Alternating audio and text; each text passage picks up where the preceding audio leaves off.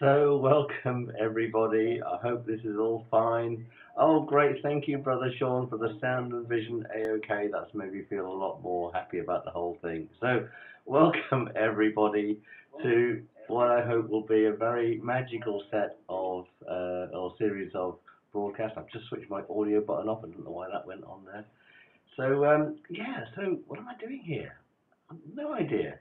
I think it's to do with this bloke called Brother Sean, isn't it? So before I start, I thought I'd just, I think the tradition is that we light a candle, isn't that right? But as this is a magical set of broadcasts, I've got a very magical candle, and I just do that to it like that. Hang on. There we go. And the candle lights all by itself. How about that? So I'll just put this down over here, make sure you can see it, I hope. There we are. About there. That way, that way. There we are. The magical candle is now lit to signify the start of a new series of broadcasts. So what's all this about? Well, let me explain how Brother Sean found me, because he's a very persistent man, as you probably know. I think he found me through my podcast called the Zone Show, which I transmit on every week, and he's on Audio Boom too. And he found me about last year and said, "Come and transmit on Doves for Peace." And just around when that happened, my poor old mum got very ill and she passed away. So all sort of things went a bit awry in my life, and I kind of just jumped out of things for a while to get things back on track. And what happened after that was kind of interesting. I engaged a coach last year to look at me and my business and where I was going, and not a very spiritual person necessarily, but a person that's very tuned in. And she said, "Tom, you're a really successful author. You've written 10 books now." She said, "Where's your story?" And I said to her, "Well, you know what? My story is a bit boring. I'm going to share some of it with you just now, because I've not really had a difficult life. I've had a rather charmed life." And she said, "Well, that's the story." She said, "People in spiritual circles seem to struggle quite a lot. So why don't you tell them about how to do it magically so you don't have a difficult life?" And so that's kind of what I want to do in this series, that share with you some of the secrets that I've been gifted and blessed with. Now, all new to this system, so anyone that can't hear me, wants me to speak up, dive into the chat room and let me know how it's all going on. If you've got any questions, let's fire them in there as well. I'm going to end today also with a bit of a meditation, maybe a guided visualization and a meditation to kick everyone off on the right foot and do a bit of healing for everybody that's listening, whether that's live or on record. So, a little bit about me. So, I've no idea what I'm doing here right now. It wasn't part of my life plan. I was a BBC broadcast engineer, ironically, always on the other side of the camera, so it's kind of weird to be on this side of the camera right now. Quite successful early on, had my own company when I was about 25, sold it when I was about 33, I think, and then formed another company, built that up, and in my mid-40s, ended up being what you'd call quite successful financially and from a career perspective, but kind of bored, really bored actually. And I'd gone through the 90s boom and bust and the dot-com boom and bust, and I got to about 45, I just really thought, what's the point of everything? And I wasn't suicidal, I wasn't worried, I just thought, I was just bored basically. And someone said to me, she said, "You look really haggard, you need to meditate." And I said, "Well, don't be stupid, I'm too busy, never be able to switch my mind off. I'm always thinking on about 150% or so." And but I learned to meditate. This lady taught me how to meditate.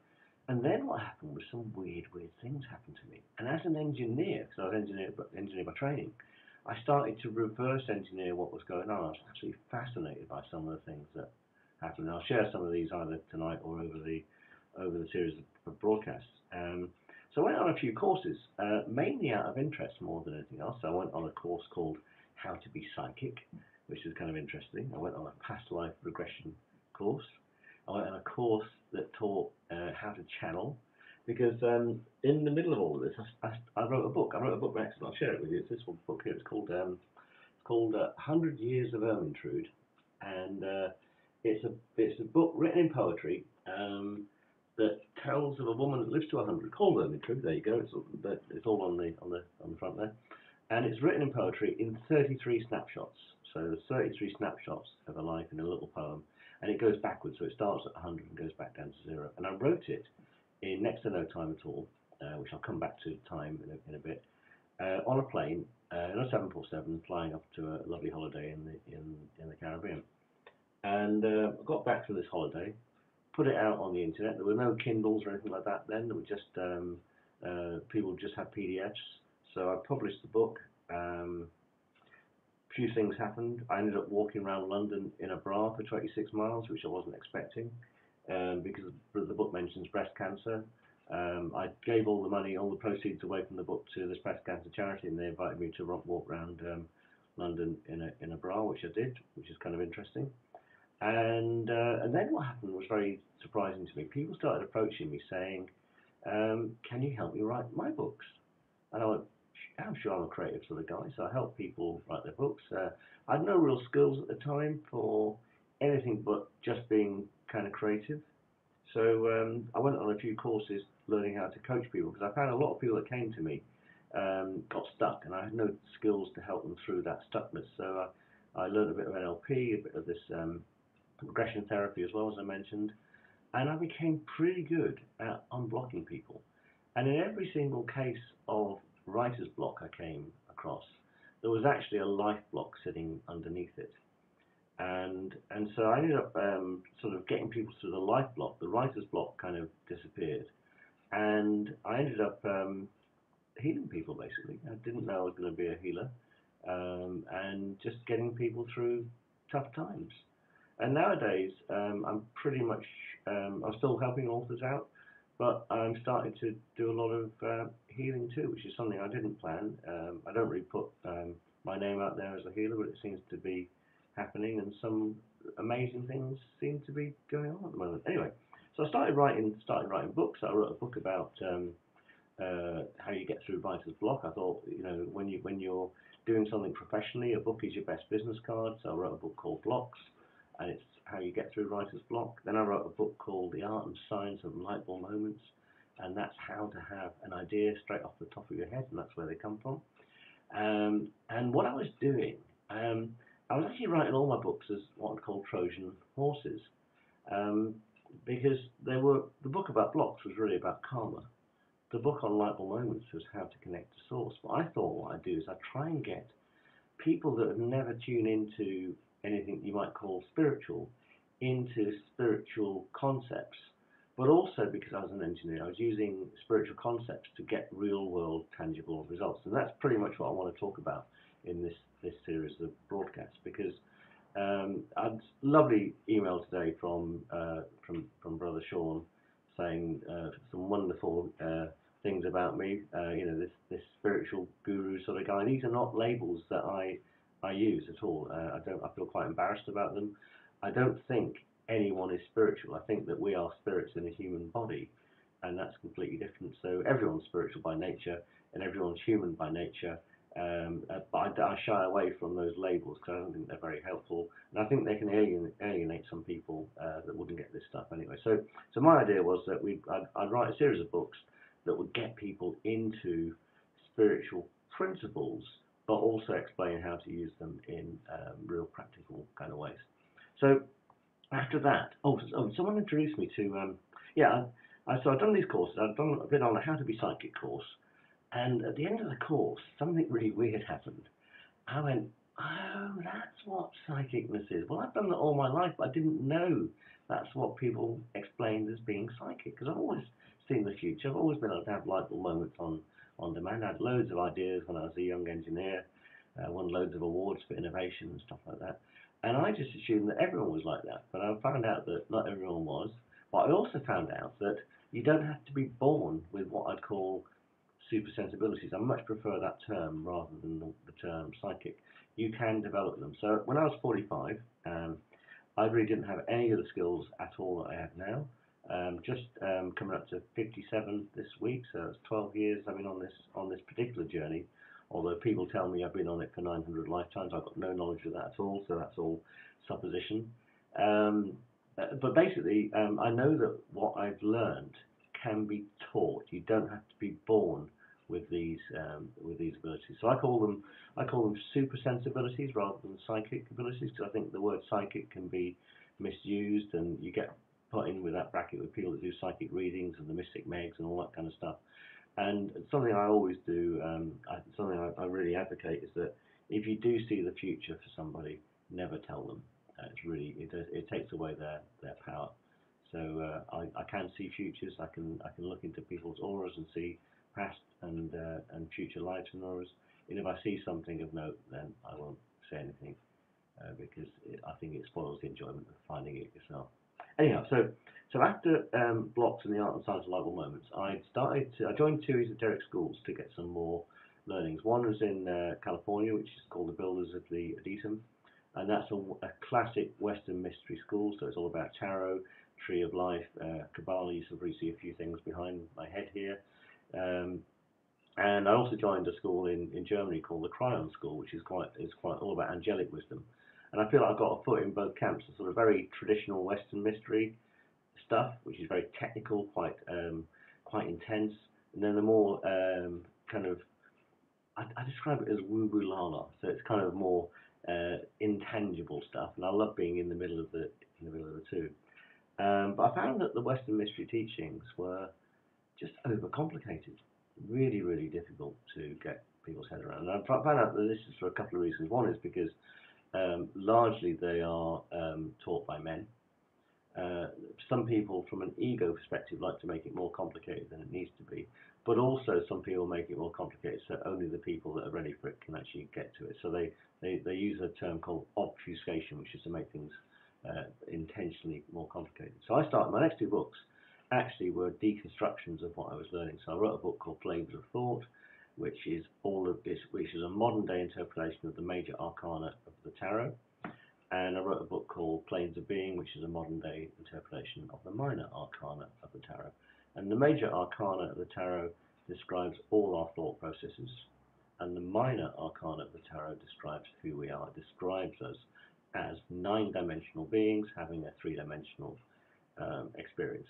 And so what I started doing really was to write the manual, the operator's manual, that we don't get when we're born. So when we incarnate into the earth plane, nobody tells us what to do. Obviously, there's some religions out there that think they know what they're doing.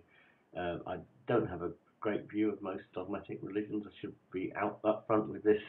I was raised a Roman Catholic. My personal view of Catholicism is that it's a religion that purports to be based on love, but actually is run from a fear-based perspective. And it's well overdue a rewrite, right? It needs to be brought up to the modern day. And actually, one of my books, I've done a lot of channeling, and I started to channel possible futures. And the next two books were just pure philosophy, This We Know and This We Are. And in This We Know, I channeled that we've got a female pope by 2090, which should be fantastic. I think that's what the Catholic Church needs to bring it back in line. And I've read a book recently about the Buddhist religion, and every 1,000 years the Buddhist religion does a rewrite, and I think that's really, really healthy.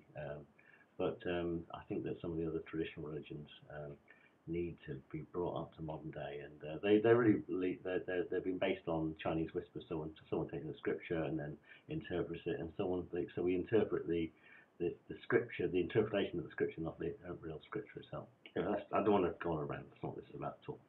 So what have I done since then? So yes, so after This We Know and This We Are, I wrote a book called The Zone, which is all about how you get into the zone, what happens when the wheels fall off the bus and we fall outside the zone, and then how do you get back in it again, which kind of describes a lot of the journey for a lot of people. And I really noticed that a lot of people, especially in spiritual circles, seem to struggle. And I thought, life doesn't have to be like that, because I've had this blessed life. So this lady I took on board after my mum passed away last year to look at my business, she just said that you haven't told your story. Why haven't you told the story? And my first reaction was, well, it's boring, because I've not had that hell and back kind of existence. I've had quite a charmed life. I live in a a lovely part of the world. I've been in a stable relationship for the last 30 years. Stable and loving relationship. Don't really have that much trauma at all. Been pretty healthy. All touch wood, of course. Hope everything all continues. But obviously around me, I found out there were a lot of people that seemed to be struggling. So she said, well, why don't you write the manual about how you don't have to struggle? So I did, basically. And I've got to share something with you that I wrote one chapter of it just before Christmas. But I only started writing it in anger in January this year. And what's remarkable is that I started writing it in January, and the book is available in print and on Kindle right now.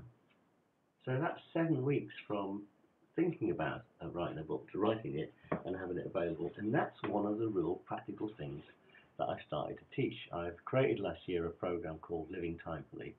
And what I noticed when you get into the meditative state is that you can actually change the speed of time. So time is just an illusion.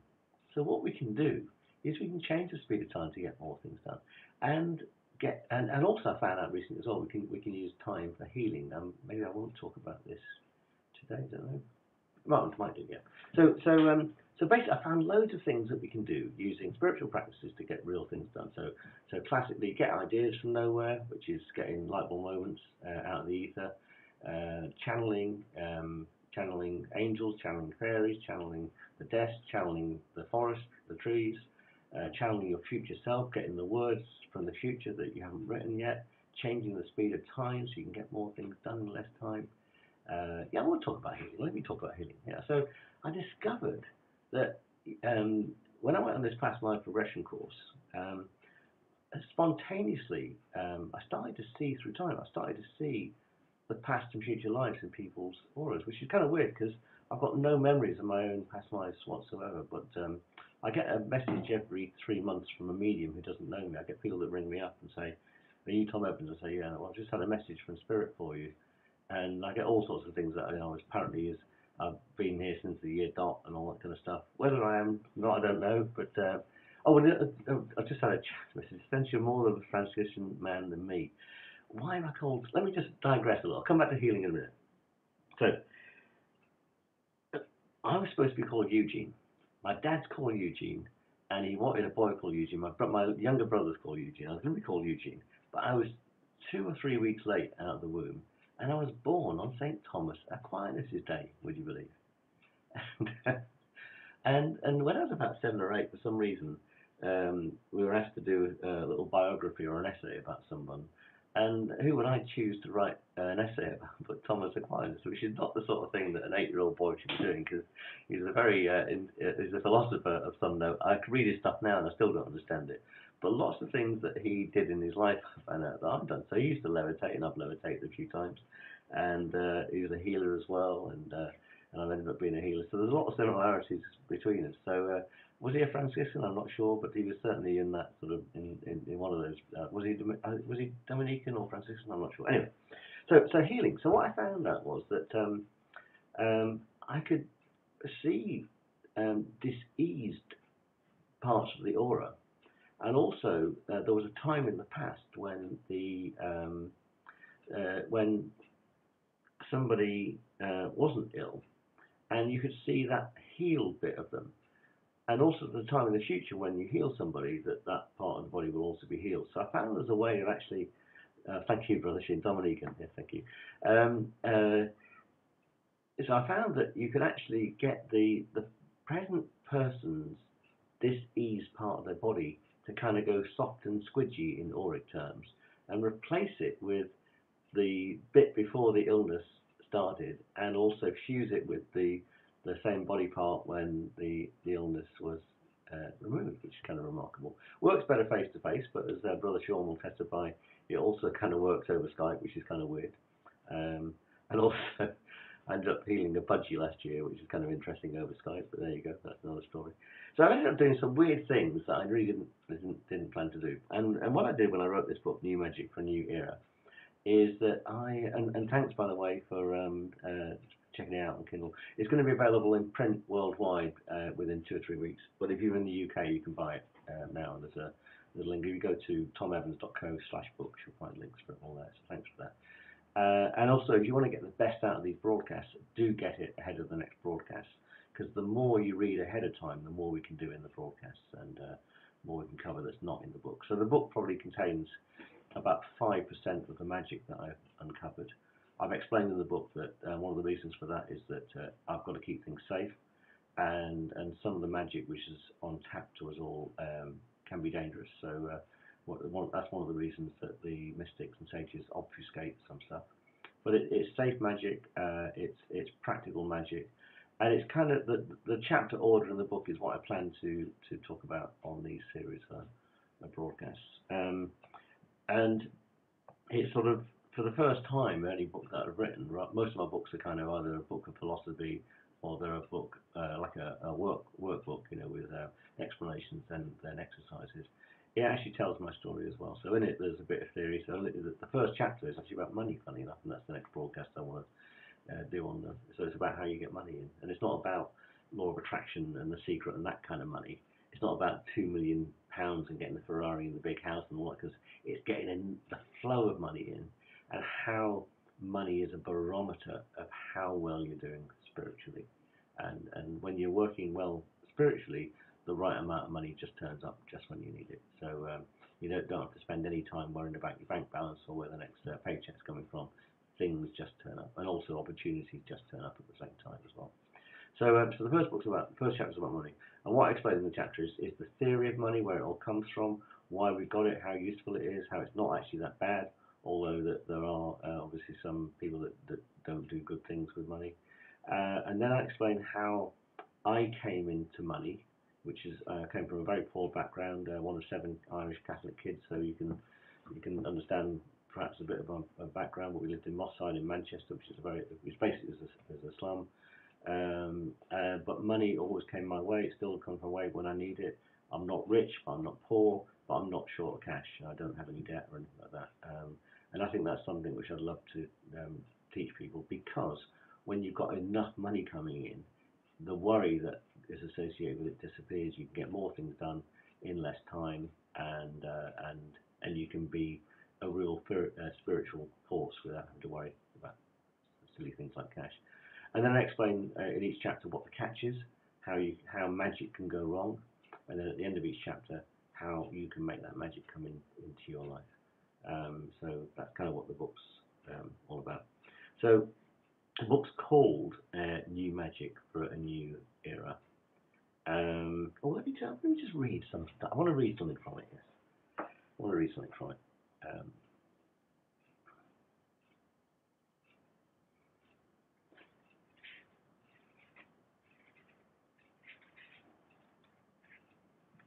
So it says here, this book has a few whats and whys. This book throws down the gauntlet by asking a few whats. What would life be like if it wasn't so tough? What might we achieve individually and collectively if our wildest dreams came to pass? What sort of world could we live in? What would you do if you had more than enough time? What might you do if money was no object? And that's what the book explains. And then it also asks a few whys. So why do we make life difficult for ourselves? Why do other people seem to be luckier in love and life? Why does life throw us a curveball just when we least expect it and need it? So the book really is a manual that deals with all of those sort of things. But the real purpose of the book is to talk about the new era. And I think I might have mentioned that we're sent down on Earth. We've agreed to incarnate on Earth, so we've agreed to have this existence. Where every single person on Earth, every single one of us, 7 billion people, is an advanced spirit who's decided to incarnate into the Earth plane and forget where they come from.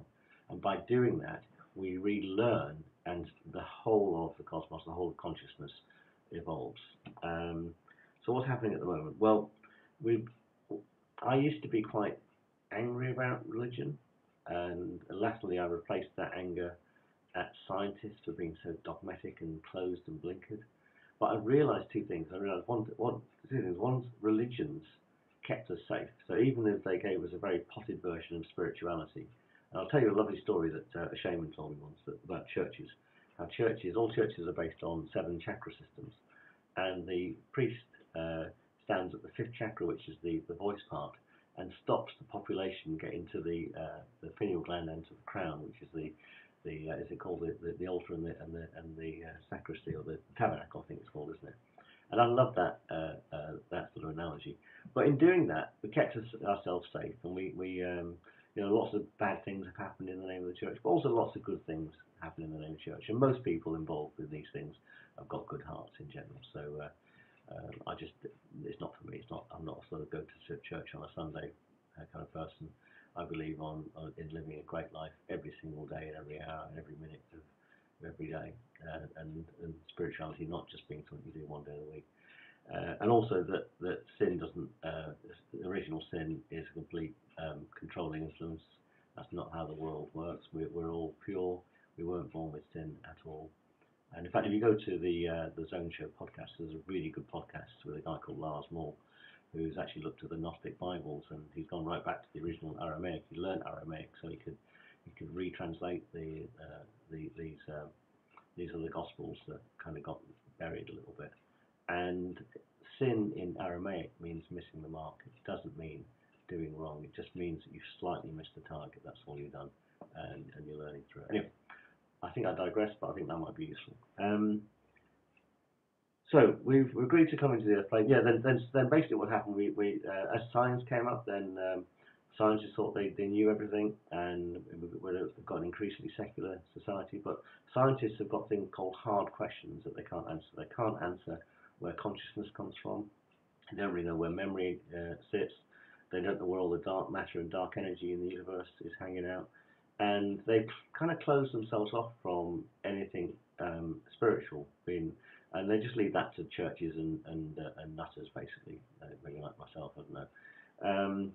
But in doing that, what's happened is we've had to learn to master the physical plane. So the fact that we're doing this now, this is actually magic. So I studied what I call electricery at university, so I know how the technology behind all this kind of works. And this is quantum magic, what we're working on at the moment. The reason you're hearing me and seeing me no matter where you are in the world, a few milliseconds after I'm speaking, is nothing short of real world magic. And so by separating from source, we've had to learn the hard way how to do this complicated stuff. When in actual fact, we're all psychically wired together anyway, so we could be doing this by other means. And that's kind of what we're going to learn in the next century. Consciousness and science will come together, and we'll see that the universe is alive. And this is what the new era is all about. The new era is not about throwing anything out from the past. It's about complete integration with all this lovely scientific knowledge, bringing in the mystical knowledge as well, understanding that everything is connected. We were all in the Big Bang at one point. It all exploded. We're all wired together. We're all part of one, but we all agree to separate so we can have this separate experience. But also at the same time, humans have got this special role. We've got a very special role, and it's simply this: is that apart perhaps from dolphins and cetaceans in general, whales and the like, as far as we know, we're the only self-aware beings on the planet, if not in the cosmos. And we have a special role because what I've learned especially through the school in Germany that I've been working with, is that we're coming to a point where the Earth, Mother Earth, who is a consciousness, as is every single planet and star and moon, is coming to an ascension point. And when people talk about the ascension, they tend to talk about humans ascending, like we're going up to the 5th dimension and the clouds and stuff like that. What's happening is something slightly different from that. Is that the Earth will get to a point. So the Earth is a consciousness, but it's not a self-aware consciousness. And what it looks like is the Earth is going to be probably the first self-aware planet in the whole of creation, which is an amazing thing to happen. No idea what that means, but that's the sort of signals and messages I'm getting. At the same time, the Earth, she can only do that when we go to the next level of consciousness too. And I've been doing some reading over the last few years of Steiner, especially one of the theosophists, and he's got a great book out called Cosmic Memory. And You know, when you as a kid, I was given I was someone told me about what was it, Genesis, yeah, and there was a guy, Reverend James Usher, I think his name was, and he did something really clever. He was in the 1700s. He added up all the times of all the books in the Bible and all the events that had happened, and he said, well, based on all these things that are written down in the New Testament and the Old Testament, we must have started on 4004 BC, I think on the 23rd of this September at 9 o'clock or something like that. And he worked this out. Hats off to him for doing that in the 1700s, working out that all creation started 4,000 years BC, which is absolutely great. I admire all these initiatives. But it didn't sound right to me when I was a kid being told that. And then when the scientists came up with this idea that we all came from the Big Bang 13.7 billion years ago, and then as things solidified, then whatever happened to kick off life on Earth occurred, and then we started as an amoeba, then we went into multi-celled animals, and then we came out of the oceans onto land, and we had plants and all this kind of stuff, and eventually humans somewhere popped out into the mix. Something intuitively sounded wrong to me about all of this. So in this book, Cosmic Memory, he describes a completely alternative view of how we came about, and it's something that humans were always around, but not as, funnily enough, not as incarnate, not with the two legs and arms and the head that we got at the moment. And consciousness started first, and the whole universe came from consciousness. And slowly, as life got more complicated, higher level spirit could incarnate into these lives and enjoy the incarnate experience. And the reason that it felt right to me, because I've experienced that.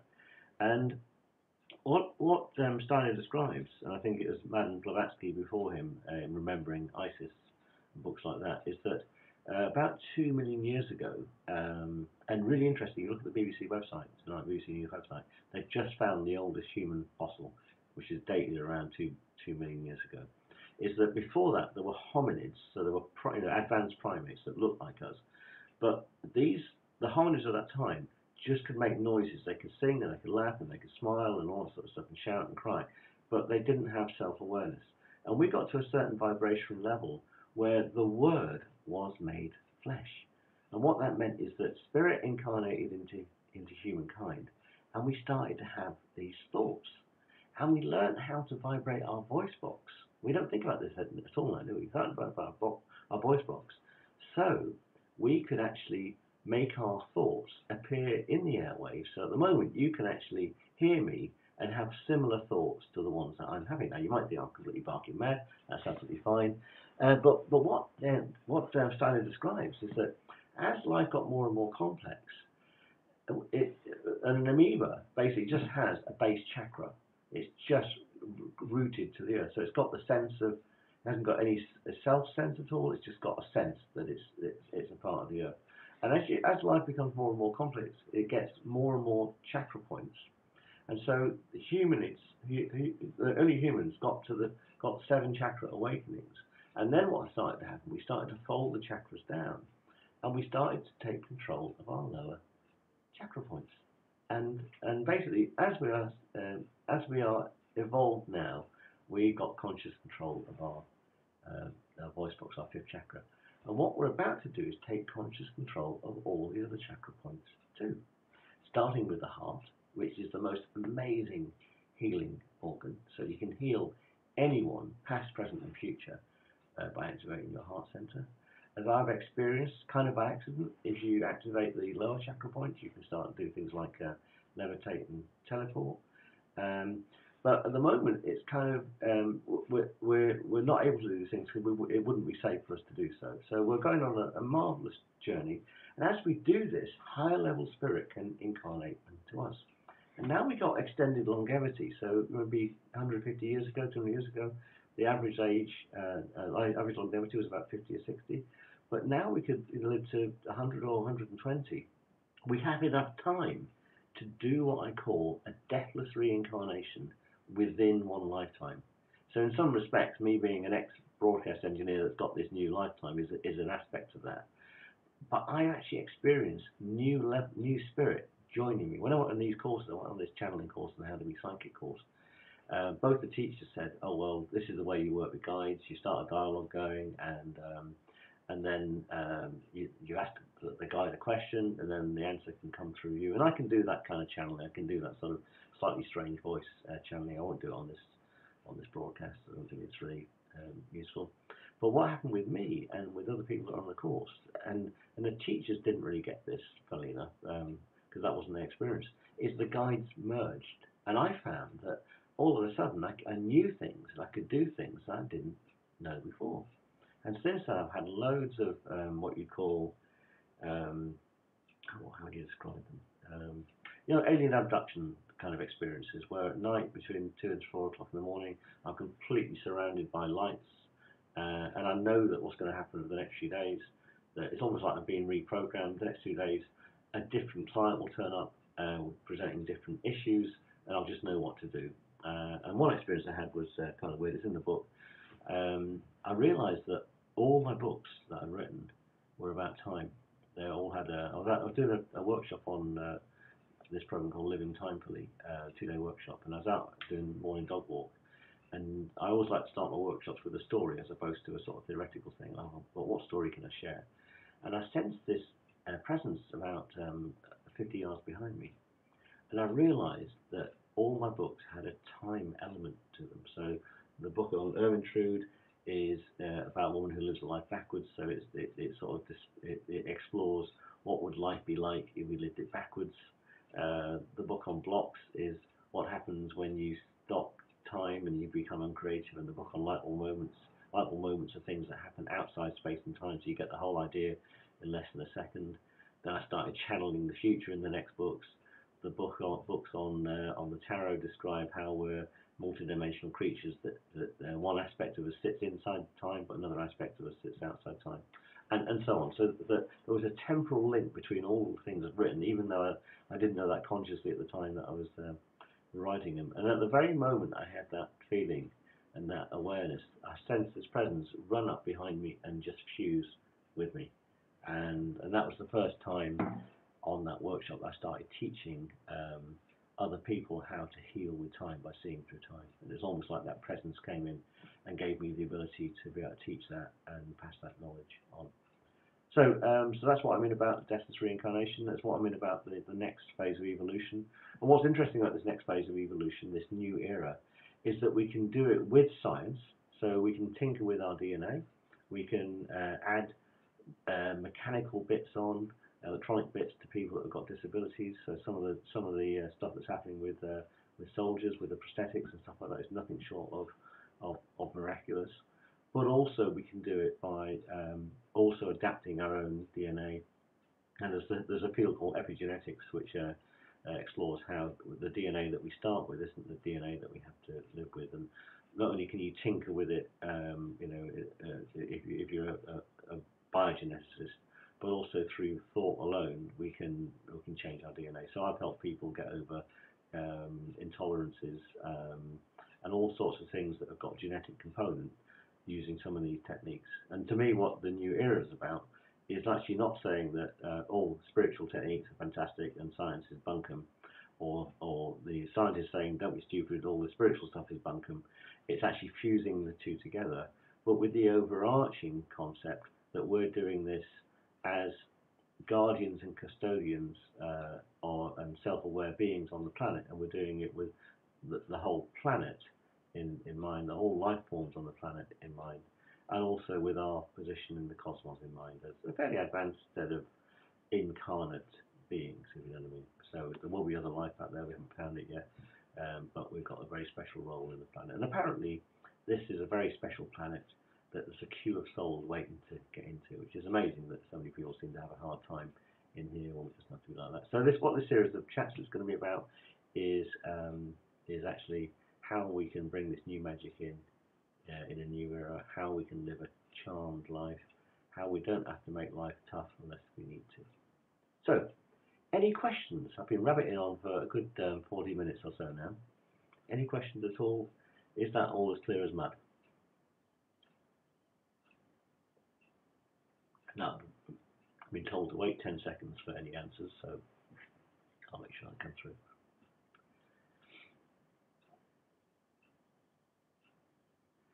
So let me see. Now before that,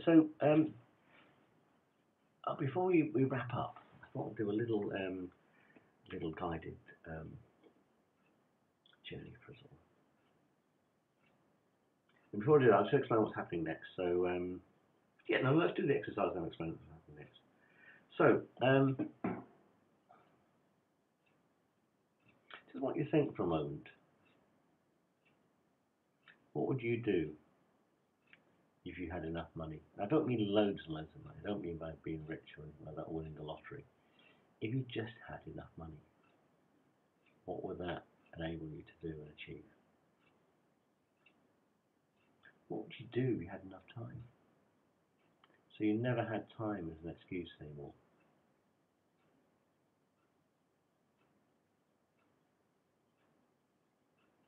Now we use enough money, not having enough money, not having enough time as excuses. They're really convenient, really convenient excuses, aren't they? And we use them to stop us going forward at the speed we really can go forward. So I want you to think about now,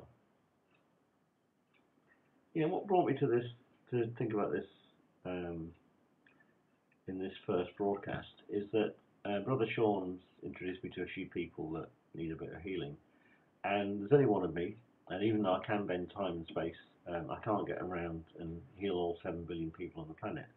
So I thought I'd just share a technique with you, if you're either watching this live or on archive, playback, how we can get rid of pain ourselves and what that pain really reflects in us.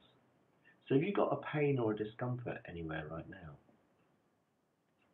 and if you haven't got enough money coming in your world, you haven't got enough time, then these are all aspects of the same thing. And underlying every single pain is something which has triggered it, either a thought or a condition. So wherever your pain or discomfort or dis-ease is right now, have a think about what in your life is blocking you at the moment. It might be time, it might be money, but behind the time and money will be something else, I guarantee.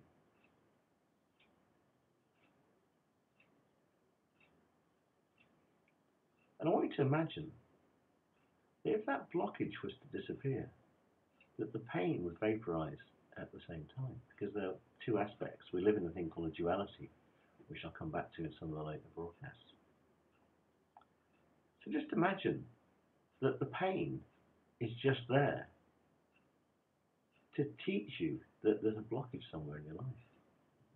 So how would it be if we got rid of that blockage right now? And here's the thing, it's pretty simple actually. Sometimes these are tears, sometimes there's layers of blockages, you've got layers of onions. But if you were to think about that blockage, we all know what it is. I've got a blockage about talking about all this stuff, and if it wasn't for Brother Sean going on and on at me saying, come and broadcast on this channel, I wouldn't be doing this now. So thank you, Brother Sean, for doing that. And my pain, as I explained in the book, is my knee, is my stepping forward knee. So when anytime I'm making great strides forward, my knee flares up. And so at the moment it's kind of interesting because I've written this book and published it, and my knee's not in pain. So it must mean I've come over some sort of barrier, which is lovely. So just think about what quality you'd like instead. So when I talk about my knee, what I wanted was strength. I wanted strength, I wanted stamina, I wanted ruggedness to come in as my quality. So rather than thinking about your pain and the blockage, think about what quality you'd like to bring in to your world right now. And think about that quality as an essence and an entity. Now talk to your pain as if it's a real thing that is the body, and say, would you mind leaving because I want to move on? And allow it to leave your body. Give it your blessing and your thanks and your love for teaching you a lesson. Allow it to vaporize and leave your body right now and go back to the light.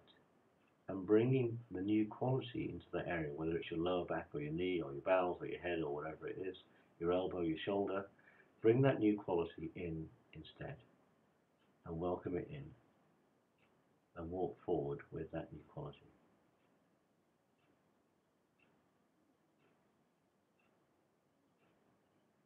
And that is the only thing I want to share with you just now. And every time we do this broadcast, I'm going to bring a new kind of thought form in. We'll do a new way of thinking, a new way of being. So everybody that sort of follows this series of broadcasts will end up being a new person at the end of it. So what we're doing next, so we're going to do, I want to be driven by you people. So the next broadcast is on the 22nd of April, which I know is a long way away, but that's when I'm back on live. I will normally get the book in the meantime, because if you can read the book, then we can do more advanced stuff together, which should be great. It's not a difficult read. It's not expensive. It really will help me as well with my journey, spreading the word.